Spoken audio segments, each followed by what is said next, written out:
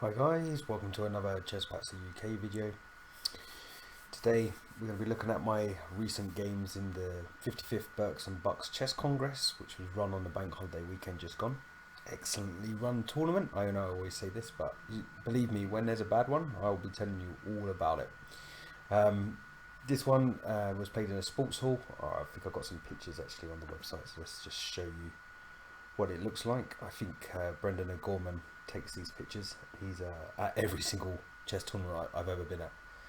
He's a nice chap, and he does do good photography. Yeah, here we go. So this here is the sports hall where we were playing in St Piran's School in Maidenhead. It's a very nice place. They've got a lot of decent grounds. Obviously, this is how the setup was. It wasn't like this exactly this year, but pretty much similar to that. As I say, really well run.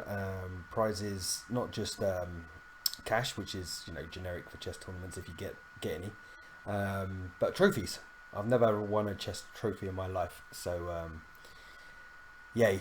I got a chess trophy. I'm not gonna lie. You've seen my post on Twitter, so yeah. So this is a happy review video. I'll show you a picture of that towards the end once I've finished analysing some games. I won my section with Vincent Saguez, who's not only a strong player but a really good friend. We actually stayed together on this weekend, so we had a champion B&B, and we didn't have to play each other, which is also important. It's always a bit awkward when you have to play the person you've travelled with, but due to results it never happened. Right, so I think I shall get straight into the games. If I can just take this down. Nope, that didn't do it, which means I'll probably remove the picture of me and Vincent, but that's okay because I will recreate it. Yeah, this is it. There we go. Right. So we just have the board and me. Very cozy. Excuse me, it's quite early in the morning here, so bear with me as I get my angles right. We're going to start with a game where I was black, so I probably want to flip this board. How do we flip? I know I always ask this, and you know me, always totally and utterly prepared to do these things. There it is. Close that, open that, flip board. So I was black. This is a fair point. You do need a bit of luck when you're trying to win these chess tournaments. I should have lost my first game. I played like an absolute donkey, and my opponent punished me really well. But as you know, my new which we call it a policy, is to just make it as hard as I can for my opponent. No resignations, and as far as possible, no early draw offers. Though I did slip once in this tournament, but luckily, or we'll call it luckily, I say my opponent had more cojinos than me.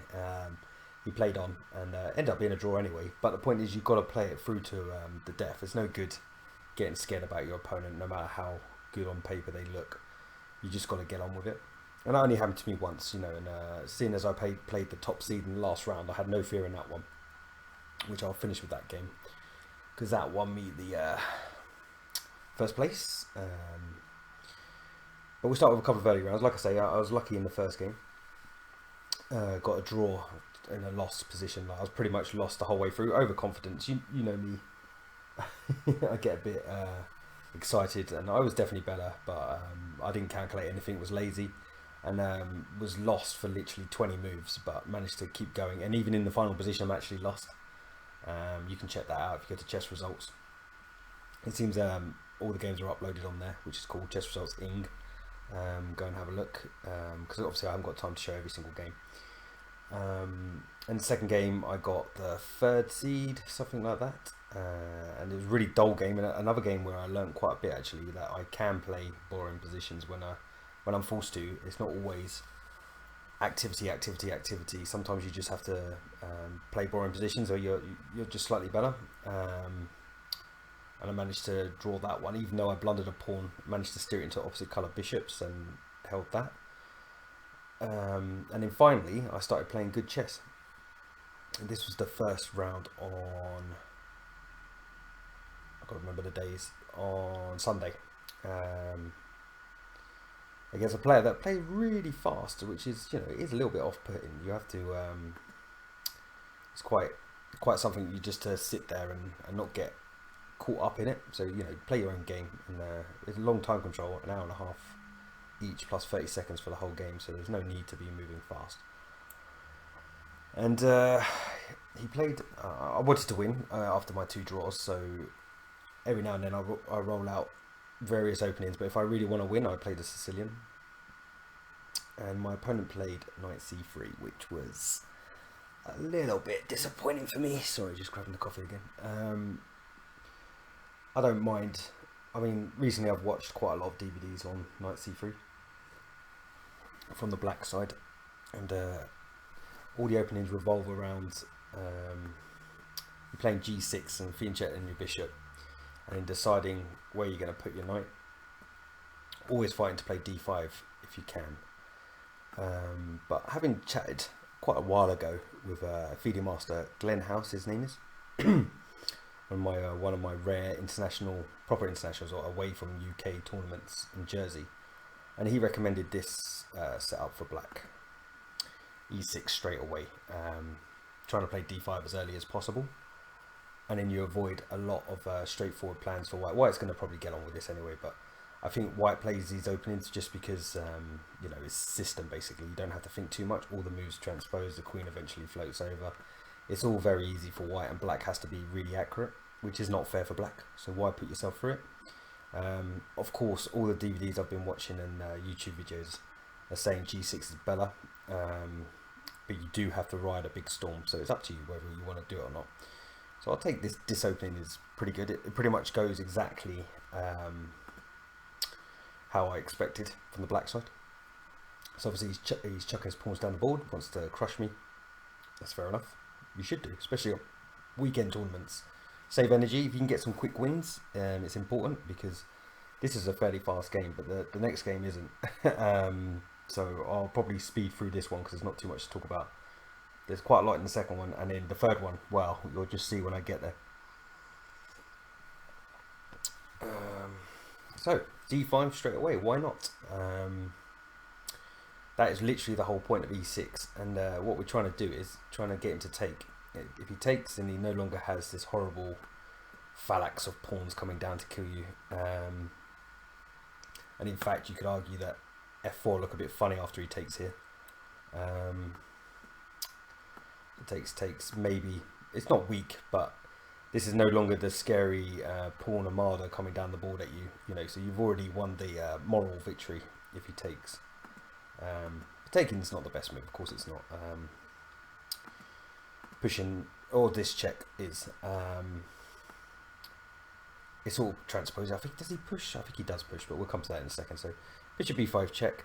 This again, it's been drummed into the white side of the players, is that you don't need this light square bishop for your attack to work. It's something I learned very recently. Again, as I say, I've looked at lots of DVDs with this, and this bishop actually gets traded off really early because it's nothing to do with the kingside attack. Which I've never understood before. I always thought the bishop was going to be, you know, say the pawn was on d5 and it sits on this diagonal, there would just be better, but it's apparently not. You know, you can go and look at some Gawain Jones Grand Prix attacks if you don't believe me. And that bishop disappears, he doesn't use it, and it's all about the other pieces. So, okay, check, big deal. We'll just block that, fine. If he trades, then we're going to get the structure that Glenn House recommended, which he does. And okay, if we're going to talk about this quickly, this pawn structure, obviously if I push, it's going to be bad for me. All my pawns are going to be locked on light squares. I've got a light square bishop. So you just got to be aware that pushing straight away is going to lead to problems. So if I push the C pawn, I'm going to have lots of light square problems. If I push the D pawn, I'm going to have basically double pawns with not a lot of flexibility. With potentially the C6 pawn being really weak to a knight trying to get into here, or just in general. It's quite ways you should try and attack these pawns. You've got to try and make black push them. And black's thing is don't push them, just sit on them for as long as possible until some tactics turn up. So he pushes, like I say, it's going to happen at some point, but of course with every pawn push you leave squares behind. So what you need to appreciate in this position is these light squares, and if you can get a hold of them, then you can sit a knight quite happily on f5, looking after everything, and including this square. Because remember what I was saying about this push? Well, if you push and the knight gets into e4, not only is he attacking c5, but it's also got a chance to drop into d6, which is not something you want to allow. So my next move will make some sense. Yay, Harry! Rah, Harry! Rah. No, I'm not attacking. It looks like I am. Charge! But no, this is just to hold the light squares. Because basically, say for instance he plays h3 at some point, and we get our knight in. We've then got a nice juicy square here. And in fact, if he plays h6, then maybe, I'm not saying, I'd have to do some calculating, but maybe just sticking your pawn on h4, so you can never do this push without en passant, which means if you do get a piece here, it's never getting moved. So that's why h5, it may look a bit strange. Why am I not getting on with developing my pieces? Remember, like straightforward moves like bishop a6, you can just play d3 and it's blunted out, and again, you're not really ever going to be able to challenge that pawn, because you just push and then you're back into that position where you've got pawns on all light squares, and you don't want that. So that pop up, hang on, it's gone. Again, if I don't play to give myself some space on the king side, then these pieces start getting in each other's way. So, you know, you've got to secure your area where you're going to develop the pieces. Pretty normal move. Downsides of h5, of course, it's, you know, every plan has a plus and a minus. He does have g5, so that's a square you've always got to watch out for. If you can't play f6 to evict that knight, you might be in trouble. Just stuff to be aware of. Every time you've got a plan, it means your opponent, you know, you take some squares, you lose some squares, so just be aware. Again, just taking this square, controlling the light squares. I've got options of perhaps my bishop coming out on h6 now, so, you know, staying flexible. I mean, white's not actually threatening anything, and I'm just setting myself a pawn structure that I can play behind. Okay, so this is probably his first major error, but it doesn't look good. And the reason I'm saying that, I don't, as I say, I wasn't really going to play h4 unless provoked. But he has now left two fairly big squares for me, because his pawn is the major controller of these two squares, so I'm already looking to play on that side of the board anyway, so this just helps me. He's also made it very hard for him to play g4, because obviously I'll just take it and say thank you very much.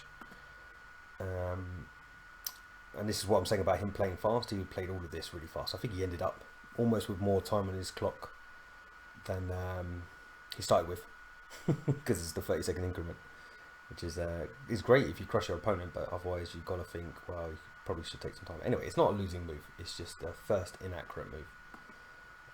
So weirdly, and just as a little side subject, the computer wants me to play the knight to h6. It doesn't really matter, it's going to the same place. Computers. Okay, so he knows. So this is where I know that he's not that bad a player, because okay, he knows I'm coming into g3 with my knight, so he's preparing that already. Plus, potentially he's going to start moving some of these pawns. I'm not sure which ones yet, but he can move the c pawn now where he couldn't before. So perhaps we're going to get c4, d4, c3, d4, sorry, and then start playing against my. I mean, like I say, for everything I'm trying to do over here on the king side, my queen side isn't great. I'm not going to say I'm depressed about it, because obviously I've got rook here to b8 to attack the b pawn, but again, you could just push the b pawn, you know. So it's not amazing, but there is a plan there if I need to. But my first goal was always to secure the king side first. So here I'm sitting here and I'm like, yeah, this is all right. I'm okay. I've only got 2 pieces to get out. If things go my way, I always going to have bishop on a6 on tap, but only if I can trade it for something. Because he's a bad bishop, there's no denying it. If I can get rid of that bishop, I'm probably equal. I can't say I'm equal yet, because I still have this bishop, and as I say, these double pawns, they use the word dynamic, but sometimes they can just be weaknesses. So I'm not sure what they are yet. At the moment, they're not weak because I haven't had to push it either of them and they're not attacked. So here we go. A bit of a crunch moment already. So c3 and d4 would make my position look pretty bad. So I definitely feel like I need to react here. Now, the problem with c3 is great if you can play d4, but the problem with c3 is now no longer has so much control over d3, which is something that I'm definitely going to be looking at, because originally he could have just played, like I say, d3 and blocked the light square bishop out. So now I'm trying to play two ideas at once. One, I want to stop d4 because it'll just completely cramp my position basically, even after takes and then pawn up. Potentially my he can take with a knight, which would be a bit awkward, because remember I've got holes in my position too, so to be a little bit careful about what's coming my way. But I can play against d4 immediately, which is what I do, in one more move. yeah. That's interesting actually. So why wasn't I bothered about d4 then? So why wouldn't it be good here? I guess I'll just play bishop a6. Yeah, this is okay. Because if he moves the knight, then he can't castle, and if he does anything else, or if he takes, then he's just helping me. So no need to panic just yet about d4. So, but it is something I'd like to stop and nail down a weakness. So bishop e7 makes sense. I'm actually attacking this. This was my idea. It's coming back to me now. Remember, it's been a week. He can't play d4 because I'm just going to take a pawn, because I have 3 pieces attacking this and it'll be with check. So he can't play d4 yet, and that's why I can get away with bishop e7 as a developing move first, which obviously makes way more sense than what I was attempting to play, because I can play that once I'm fully developed. So g3, that's it. So now I've just got to watch out for d4.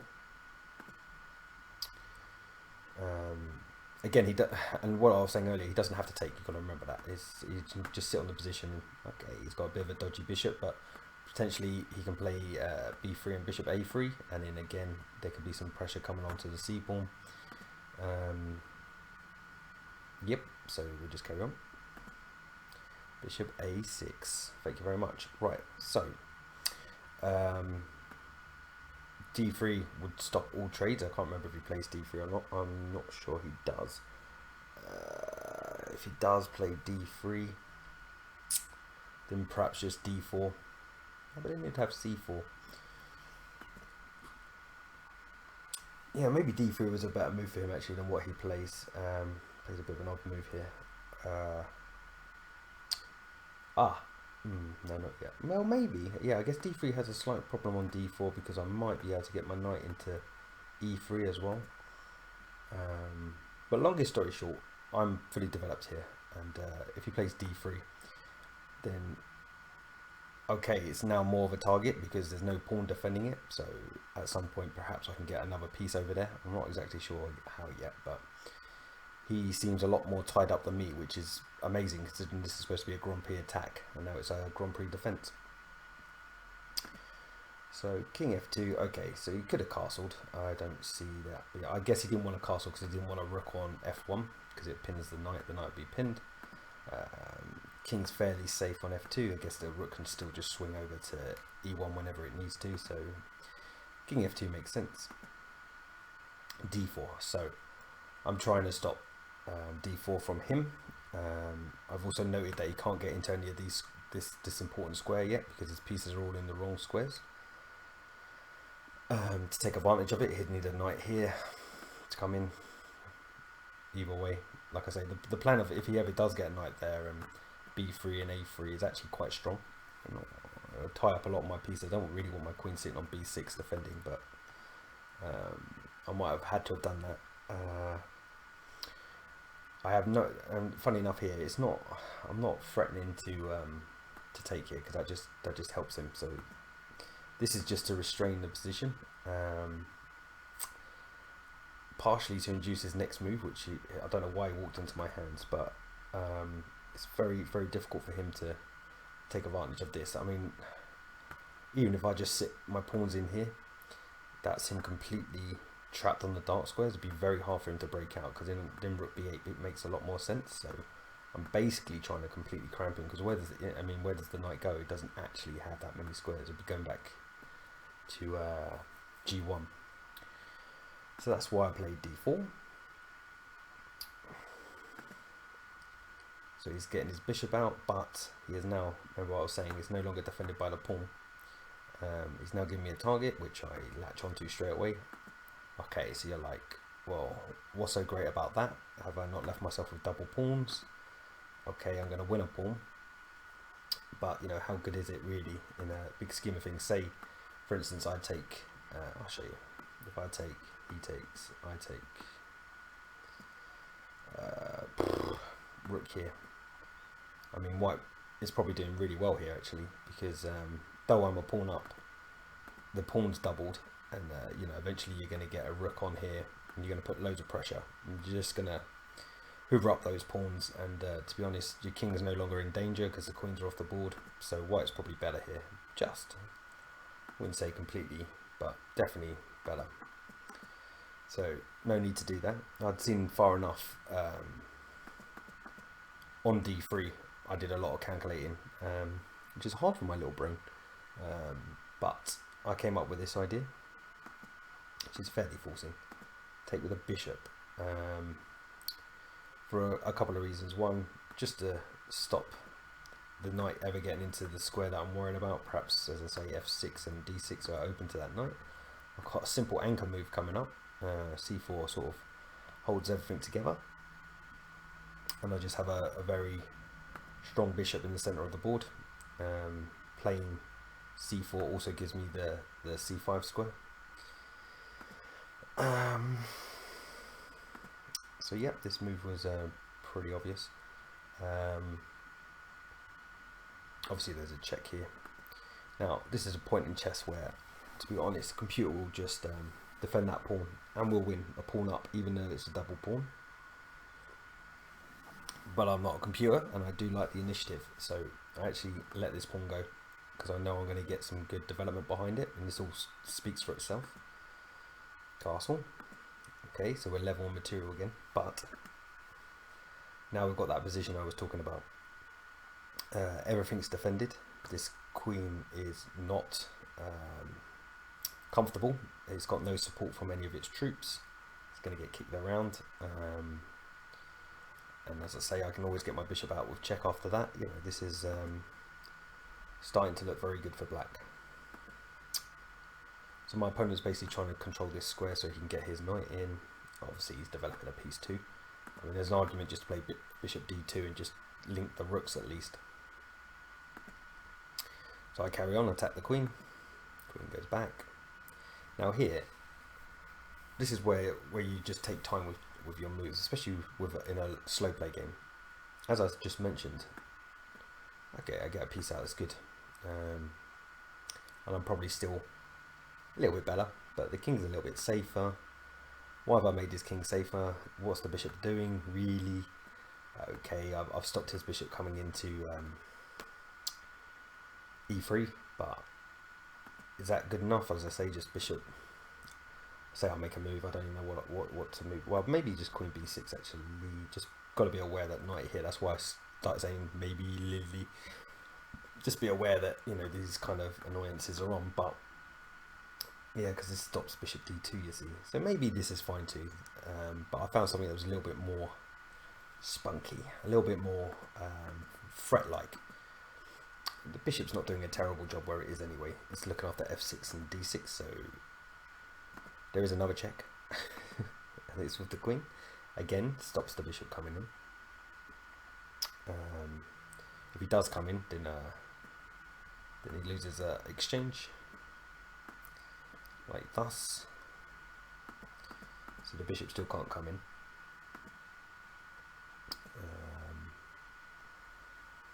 So he moves his king. King can't go back, can't come this way, can't go backwards. So how many squares do they have? One. So I'll just play on.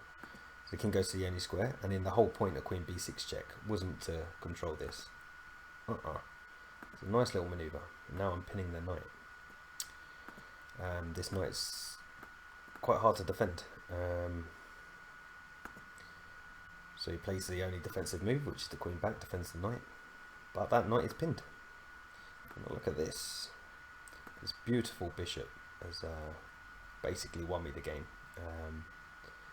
There's no real way to stop losing the exchange here. He tried rook e3. Doesn't change anything, as you can see. It's still a fork. And then again, moves too fast. He's lost anyway, but still, you don't have to lose quite this badly. Okay, so I'm hoovering up material. I'm well up here. I've got rook takes on c3, but don't need to. Yes, it went a piece, but so does this. This is still the same thing. I'm threatening this. He's gonna take the knight, which he does, which allows. There's no defending this one, and the only move to come back, funny enough, still loses a knight anyway. So this is everything falling in this line. So I won this game. Was happy with that.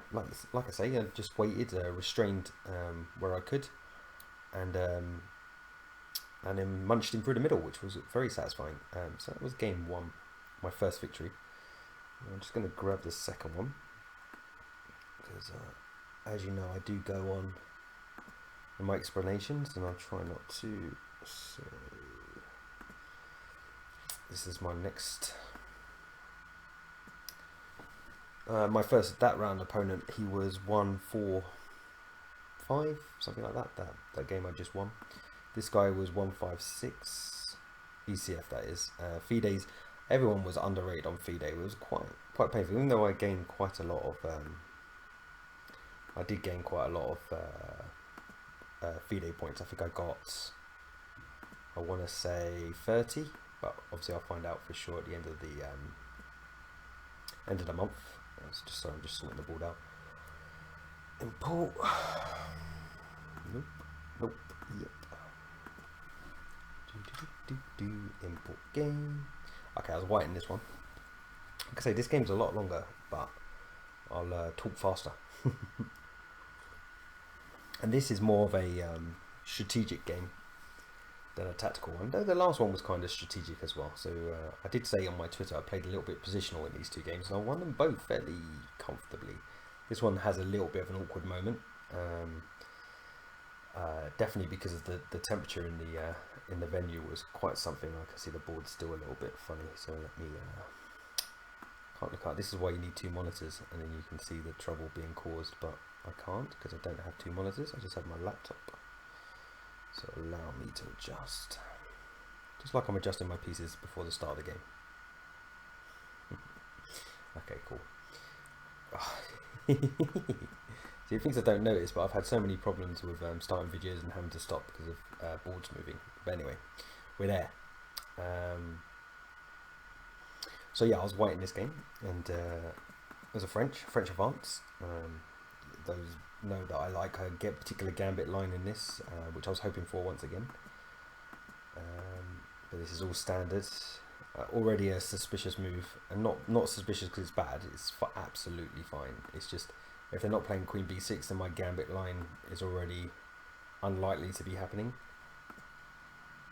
But I set it up anyway. So if we transpose, it'll be Queen here, castles, takes, free pawn, and knight b d2. Obviously I've got a few games in this, so you can go and enjoy those. I certainly do, but that wasn't happening in this game. This is what I'm saying, it's much more of a strategic positional game. Knight g to e7, looking to control f5. I'm not going to talk too much about this. I will talk about what's going on.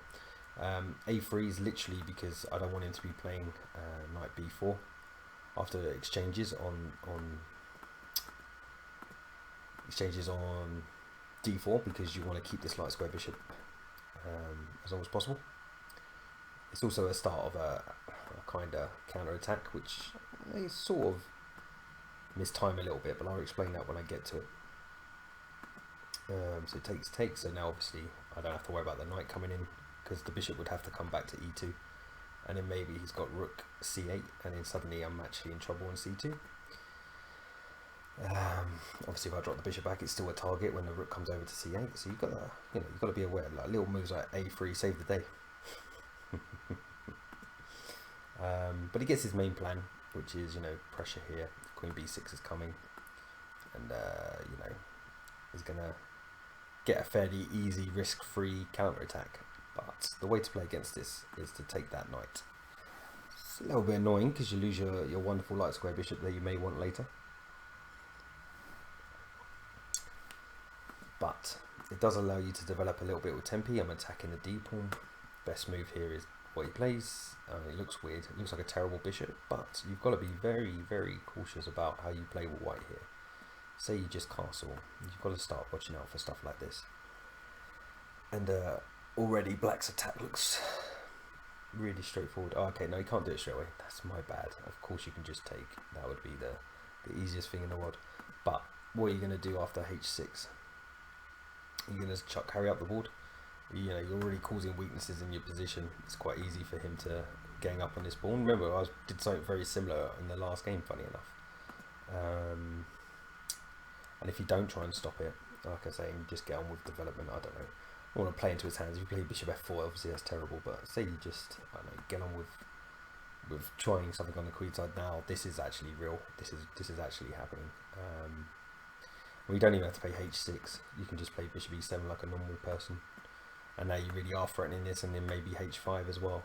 This is a very good attack for black, and I've lost to it online many times. So not many times. That's such a lie. Once you lose to these things, you should really try to find a way to stop losing to them. That's definitely the way forward. And the first guy who did it against me was cheating because he had 0 inaccuracies, 0 mistakes. So it's obviously a good plan, computer backed. I just got absolutely crushed, and I was like, well, better find something in this line. And I did. I mean, this is not, again, chess is a lot about learning ideas and then implementing them in your own game. So there's a FIDE master from Iceland, an absolute legend called Zibit, or you can just search him on YouTube. He's a geezer. I met him at Simon Williams' Crypt Blitz, which apparently he's doing again this year. I hope he does. And he gave me this idea to play against the French in this particular variation. So it's 2 FIDE masters give me some ideas. You've got to remember them, and you've got to know roughly when they're a good idea and when they're not. And you play h4 straight away before you castle. It's aimed directly against this bishop here and h6 and g5, and the reason it is because if he does try it, like h6, you just push the pawn again. Oops.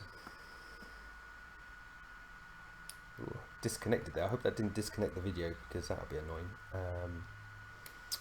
But the point is now that again you got en passant, so this is you got quite an airy black king now. Not hairy but airy, as in there's a lot of space that you can infiltrate behind, which kind of happens in the game, but not for quite some time. But that's the idea behind h4 straight away. Okay, he's trying to get on with his queenside play, but as I say, I want to just restrain him first. And h6, if he allows me to play h6, I'm probably going to get quite a good attack, so makes sense. But part 1 of our plan is complete. There's never going to be a g5 on the board, so my king side becomes a lot safer. Bishop here is to facilitate what's coming. I'm blocking the f-pawn basically, so he can't play f4. I mean, immediately I'll be able to take it, but not after the maneuver I'm just about to perform. So bishop e7, just taking some space. He does have 2 plans here apart from bishop e7. He can start trying to drop a knight into these squares. So I'm playing against that. But he plays bishop e7, and that's why I played b4. That's play against knight a5 later. Okay, so he's obviously stopping me playing the same thing. In some lines he may be looking to play a5 himself. He can't at the moment because he has a very weak b5 pawn. So I play a natural move that's not the best move, which is quite funny here. So after this move, this piece is on pre, and I know rook c8 is coming to put some pressure. I think maybe there's a cheapo on one of these 2 free squares. So I defend the knight. It's not the best move, which is a little bit annoying. Apparently I just castle. But I don't think it makes too much difference, not really. There you go, he plays rook c8 anyway. But again, computer says castle. I don't actually have any cheapos apparently in this position. The obvious one is to take here, but after it exchanges,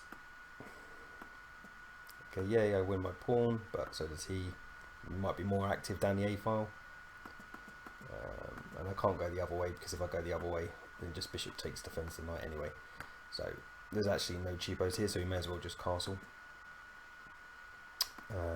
But rook c8 is okay anyway. Why not put rooks on open files? That's where they belong. So this looks a bit strange, but it's actually quite a multi-purpose move. Okay, yes, I'm attacking a pawn that I can't win yet, but more importantly, I'm playing against this idea, because queen takes just always stops absolutely everything. And finally, I'm vacating the d1 square, because the knight is going to do a little bit of a maneuver against both pawns. You know, maybe I can get a rook here and attack here. And this was the idea, and funny enough, if you've got ideas in chess, your moves are a lot easier. I mean, I got a big time advantage on my opponent here, not from me playing fast, but because I had a plan and he was reacting, which is what happens sometimes when you're in cramped positions. So queen d7 is defending the pawn. Okay, so this is the idea of why you get your bishop out of the way, because you can just play f4 yourself, and then, you know, your rook has to go back, and then you defend that pawn with bishop g5, and then you're just doing okay. Or something around there. Anyway, the point is never allow this bishop to become even slightly active. The whole point of most French is to keep that bishop bad, which is what I do in this game. And the idea behind rook h3 is just to go to g3 and pressure g7. Get the feeling my opponent wasn't really sure what to do here.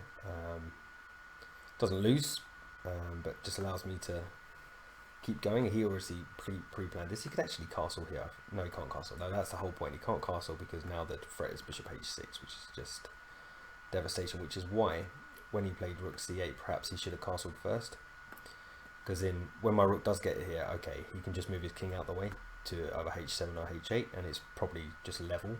I mean, I've definitely got an edge here, because after king f8, this rook is a prisoner for now, and this bishop's still bad, and this bishop's not really doing much. I mean, there's no natural break for me. I haven't got any pawn breaks. There's no g4 in the position or anything like that, so I have to play with the pieces. So it's about increasing pressure elsewhere. Now, where's this knight going? Okay, well, the knight's going here. So in these close positions, your knights become really valuable, which is why I'm not really missing my light square bishop, and potentially why he's missing another knight, because these bishops aren't so great behind all these pawns. So, okay, he attacks the rook, but funny enough, puts the rook on a square I want to go on to, because remember this maneuver? Wow, I'm getting a lot of pieces attacking f5. I'm not sure if I'll take it. I know that sounds stupid, but you've got to consider that light square bishop will suddenly have a little bit of life. But it's something for him to worry about. Bishop back, and he's gone bishop back because he's covering to this square so that he can just take the knight if it ever gets there. So I set it up. I know that, you know, at some point when I drop the knight in, at least I'll get rid of his dark square bishop, because he's never going to allow my knight to sit on c5, because I'll have some questions to ask him about his position. So I always know that this dark square bishop is probably a goner at some point. It's just a matter of when do I want to get rid of it. Okay, so he starts legging it for the king, but I can see here that he's trying to run here, lining up the king and the queen. But he did do some calculating here, which is fair. So I get on with this maneuver I've been talking about. And unfortunately, this just doesn't do what you want it to do. I mean, like, it's funny, isn't it? In chess, you're like, oh, I played all this nice positional stuff. Surely a tactic will work here. But you're not actually threatening anything. Because even if you do take bishop takes and the bishop's out, what could you try here? And the point is, if you move your bishop back somewhere, I don't know. Well, black to move. I mean, black can maybe even just play g6 here, actually. And then takes. Okay, the king can sit on g7. This pawn isn't actually weak yet. And there's no push either, and you really want either push or takes to actually mean something. You know, obviously, if you take now, you'd white suddenly busted. So g4 is not the special move that you'd hope it would be in this case. But maybe later. You've got to remember that, you know, moves aren't disappearing from the board, but just play them when they actually do something. So a couple of reasons why knight here, apart from the obvious I've been talking about. I'm actually now supporting g4, so potentially g4 is coming. It's still hanging once I play g4, but I've got another piece there. Who knows? King up, rook over, something. I've got a bit of time because the position is closed. Doesn't have to be instant. g6, definitely the time to play this move. Got to try and well, one, he's blunted the queen. Two, he's got to try something to break out. So takes. And here, he can play g5, which is definitely something that's at least counterplay for black. So I need to think up something. And I didn't come up with the best plan here. This is what I say. I have a bit of a wobble midway through the game, and not bad enough to ever be losing, but not the most accurate move that I play here. I play.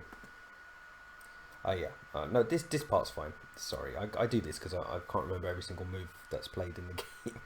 But now it's definitely time to play the knight in, because the dark square bishop is really helping out this potential push. I don't know, this all looks a little bit scary, so it's time to eliminate the dark square bishop. Which is what happens. Because note, if he doesn't, if he moves his queen, which no, he can't, because the queen has to defend the bishop. There's no other way to defend the bishop. The queen has no squares to go to, so it has to take. But now I can take with the rook. That was another thing, clearing the c file so that I could always take back with a piece, because perhaps I can get some more pressure back here, and then this rook back over, and then perhaps my pressure's once again on the queen side instead. That's why I took with a piece and not the pawn. Okay.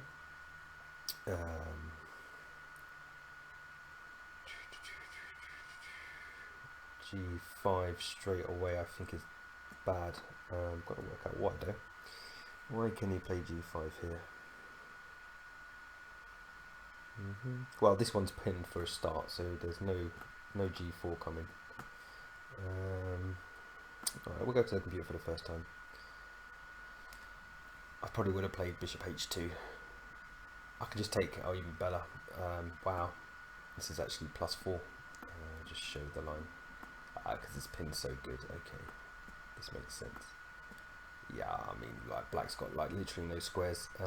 Okay, it cost me a piece, but I mean, look at the king. You're just gonna get in. I mean, I'll play all the computer suggestions. Oh, okay, so that's a start then. So, say we save the rook. How's that? How's that for a checkmate? So yeah, so there's no G5 push, just take. I'll back myself that I would have found that. I know that that's like, oh yeah, of course you're saying that, but you know what? There's only two moves there, so you know, one of them you calculate because you've got loads of time in your clock, and one of them you just panic and just play bishop h2. And the reason I keep mentioning bishop h2 is because I played bishop h2, but with an idea. It's just not the best idea, unfortunately. Now I am worried about g5. G5 is a real threat. And I come back and you're like, wow, what are you doing? I mean, where's the bishop going? Is it going to come back here and be stuck again? No, it's got an idea behind it, and it'll become clear very shortly. So this is so he can push. So I've got to stop the push. The push is good because it allows the bishop out. He's been waiting to get that bishop out for ages. And here we go. I made that bishop even worse. But it's fine because it works tactically. You can't push. So we've got queen takes on g6. Which is the idea behind it. And okay, now the rook's out of the way. He plays another move. Okay, brings the knight back. He's defending some pawns. So that g5 potentially is a move again. Not that I'm attacking that one, but it gives me the time to play the whole point of the idea, which is make my dark sweat bishop even worse. And it would be, except for the fact that it had one route back into the game, which I knew after I put it there in the first place. It's very hard for black to stop this idea. So we're not worrying about g5 anymore. The position's completely stabilised. King's in the centre of the ball, but there's nothing's coming in anywhere. I've got control here. So it moves the knight. I move my rook. Obviously, I've explained what's going to happen.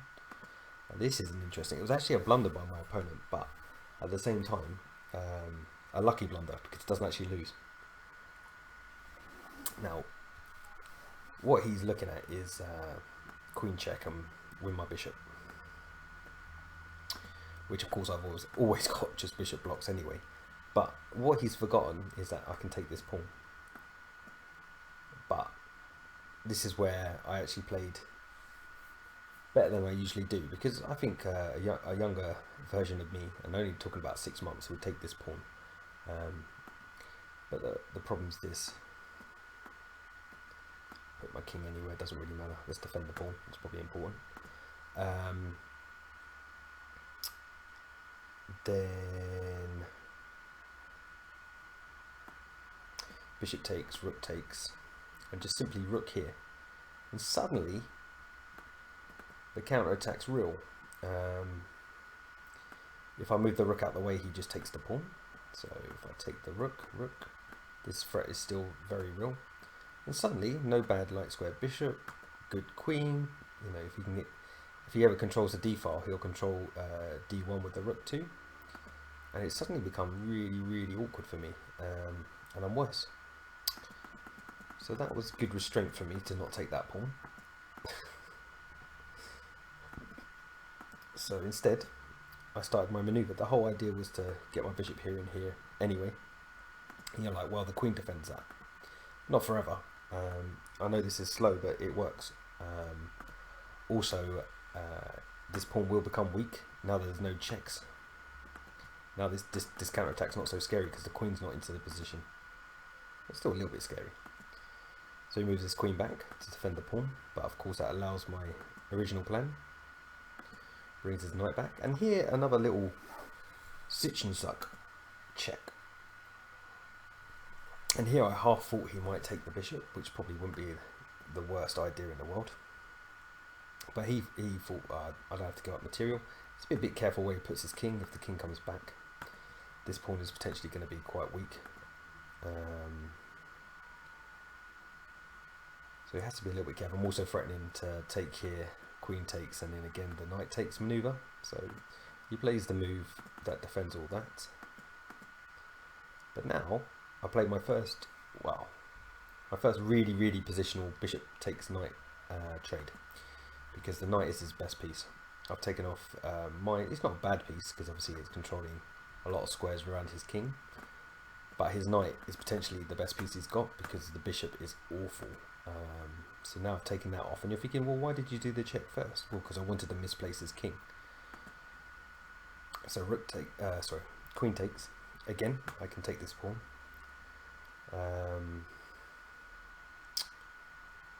But I want to attack 2 pawns at once, and you can't save both of them. So now we've got 2 threats. Can't defend them both. Though he could trade if he wants. If he trades, I get a pass pawn one way or the other. Probably the b pawn. Keep the bishop banned. And with a knight instead of a bishop, I'm going to be able to push that pawn, and he'll be in trouble. Which is why he hasn't traded rooks. So he defends this pawn, but obviously drops the other one. And play on a little bit faster here, because I'm a clear pawn up, and this knight completely dominates his bishop. There's threats of not threats, but lots of trades happening, and you've got to be careful that rook c7 doesn't show up, which could do. So there's no rook rushing over to attack the pawn, for instance, because then rook c7 would win the queen. So he starts bringing the king over. This is all over now. Swap, swap, swap, swap, takes, knight back, king in, and I can give another pawn. It's just winning. I didn't. He resigned. But that's it. It's finished, because the king can never come in because that pawn is super fast. And now my king just marches up the board, pushes his king back, and it's game over. So that was a nice game. And I will show one more, just because it's so quick. This was the final game against the top seed. A little bit of fireworks for you. Only 19 moves, and I don't have to talk about a lot of it. So this video will not go on forever. Port game again. It's decided to miss a line, but I'm looking in the right place now. Back in the game. I was white. This guy, he's 2060, 167, something like that, ECF. The 2060 is because he did so well at the senior World Team Championships, plus 50, and he was drawing against IMs and stuff like that, so he's obviously handy. But maybe because I got him in the last round, maybe he was a little bit tired. I don't know, but he was a little bit laissez-faire. He played E6 Sicilian in the earlier rounds, so I prepared massively for that, and then he played D6, of course. Beware who next plays E6 Sicilian against me. So it's a mainline Nadorf. I'm not going to talk too much about this. I've talked about it in other videos, and I will do again in future, but because we're at the end of the video, I'm not going to go on about it. This is a slightly unusual move order. Actually allows bishop c4, but I don't know it so well, and the point being, say you play something casual like b5, you can just take here. This is actually a really dangerous attack. But you can look at that yourself in your own time. Doesn't have to play b5, but just showing you again the strength of Nadorf on both sides is shockingly quick tactics that can happen.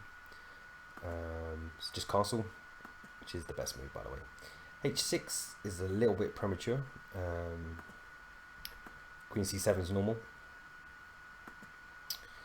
but h6 is okay because it can transpose, and you can take here, but you don't really want to trade off pieces as white. Unless it's a clear edge for you. This is just slightly better for white, but you want to keep your pieces on the board, which is why I pulled my bishop back, which set a cunning trap. Here the best move is Queen c7,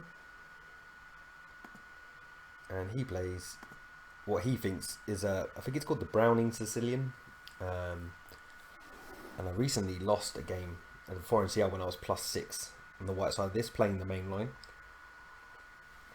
So I was more than happy to go into this, with the idea being that takes knight e5, and then I play queen e2, and then knight here, because I can't take because there's a pin, and black's fine, but my opponent has played too fast and has not played queen c7, and so this happens. And here he sat and thought, what the...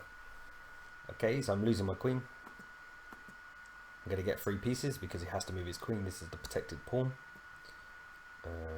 No time to take bishop or anything like that, because just take with check. So he moves his queen. And I take with a c-pawn. If you take with a knight, you're allowing queen into your position. It's probably not worth it, because you're just activating his piece. And also, he only has 1 piece on the king side, because this pawn is cutting his king off completely. So you want to open up the g file, which is why I took with a pawn. I just know his king can't go anywhere. It's really difficult for him. If he goes there, obviously I had to get the bishop out. It's just killing position already. So yeah, activates his worst piece. Bishop f6 at some point after rook g1, and well, actually rook g1 first if he doesn't play rook g8, and then bishop f6 wins the rook. It's got no squares. If he comes back, then this is checkmate. Well, it's going to be, after queen up. This is going to be false mate. So he plays the only move, which is rook g8. Okay, so the bishop's just two things. The bishop's just getting out of the way of the rooks, so the rooks can start controlling the g file. Just be aware the queen's defending this square too. And I'm attacking e6, which is also important because the knight's also attacking e6. So he's trying to develop, trying to get the rook into the game. But everything for me is more immediate. He can't castle, obviously his king just can't move. Look, he's trapped. He's trapped. What a great pawn. Which is why, weirdly, black's best move is to just sack the exchange. It just shows you how bad the position is. But at least he gets that pawn. But he plays a worse move because now e6 is just completely toast. Take with either, they're both +9. Okay, in between move, he's blocking the defense of this. This is on pre, so he's actually attacking two pieces. Okay, no, it's not on pre because the bishop's defending, but this is a good move because now at least he can do king takes. But unfortunately, because there's no e pawn, everything is attacked now. The pawn's redefended. This check is actually huge, and he resigned here. It's actually +10. There's literally nothing he can do. This check I do, I think, here. Bishop takes. I think he can take here. I can obviously win this rook straight away. I mean, that's like 100 pieces for the queen. There's probably a mate here. I can't see it quickly, but probably something like bishop here, check, king here. It's just horrible. Basically, bare minimum, I'm winning that rook for nothing. So it'll be 1, 2, 3, 4 pieces against the queen. It is a win, guys. You're going to have to trust me on this one. And that was it. That was the end of the tournament. I'm going to quickly get a picture up of the two victors. Because as I say, it was my first trophy ever in chess. And I got to share it with a good friend. And as I say, travel companion. And it was very nice to win a joint win. Because you know, you can talk about that as joint champs on your way back, and you can argue who actually gets the cup. Apparently, we're having a playoff match. He's a good player, Vincent. He's 174 ECF and 1950-ish. I'm definitely over that now after joint winning with me. You can tell that I'm a little bit more happy than him. I'm not sure why. He took his last game to finish to win his game. He beat Roger De Coverley, he's a tough player. But anyway, so a nice finish, and I hope you enjoyed those games. I'll be back obviously soon for the Celtic Tigers because the 4NCL will be starting soon. But of course, you can follow me on Twitch, and I'll be doing some streams at some point soon. So, hope you enjoyed. Please like, please subscribe, and bye for now.